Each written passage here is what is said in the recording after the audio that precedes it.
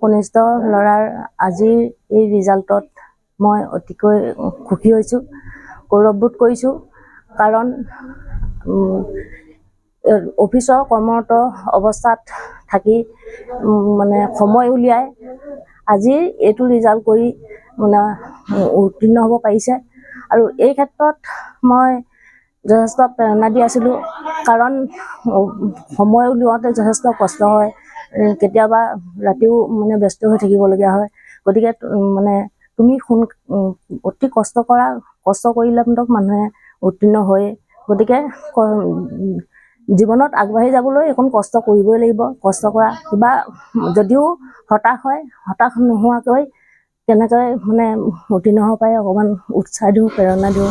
সেই প্ৰেৰণাই আজিও তাক আগবঢ়াই নিয়াত সহায় কৰিছে বুলি মই ভাবিছোঁ।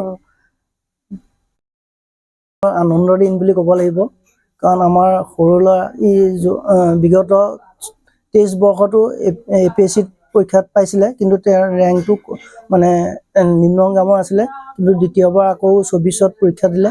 পৰীক্ষাত এইবাৰ 23 নম্বৰ ৰেংকত পাছ কৰিছে। সঁচাই মই আনন্দিত। আজি মোৰ খুব ভাল লাগিছে, যি মানে বহুত ভাল লাগিছে, মুঠতে বহুত আনন্দ লাগিছে মোৰ। সেই সময়ত সঁচাকৈ ভবাই নাছিলোঁ যে সি 2017 চনত ৰামানুজনৰ পৰা প্ৰথম স্থানলৈ পাছ কৰিব বুলি। কিন্তু হঠাৎ যেতিয়া পাছ কৰি গ'ল, সেই আনন্দটো বহুত বেলেগ ধৰণৰ আছিলে। কিন্তু এতিয়া পঢ়ি যথেষ্টখিনি কষ্ট কৰিছে এইবাৰ, গতিকে এইটো আনন্দটো অলপ সুকীয়া বুলি ক'ব পাৰি। কাৰণ সেইটো হঠাৎ বুলি ভাবিছিলোঁ, আৰু এইটো এতিয়া কষ্ট কৰি পোৱাৰ কাৰণে ইয়াৰ মাদকতাটো অলপ বেলেগ বুলি ভাবিছোঁ। সেইটো আছিলে ডাঙৰ ল'ৰাটোৱে পৰীক্ষা দিব, গতিকে সি লগত এনেই মানে চাই চিতি আছিলে। কিন্তু 7 দিনৰ ভিতৰতহে সি প্ৰিপেয়াৰ কৰিছিলে প্ৰিলিমছৰ কাৰণে। 7 দিন পাইছিলে, 7 দিনত প্ৰিলিমছটো কমপ্লিট কৰিলে। নেক্সট ছুটি নাই, 11 দিন পঢ়ি পেলাই মেইনছ দিছিলে। 11 দিনতে মেইনছ দিয়াৰ কাৰণে তেওঁ মানে ৰেংকটো তললৈ গ'ল বুলি মই অনুমান কৰিছোঁ।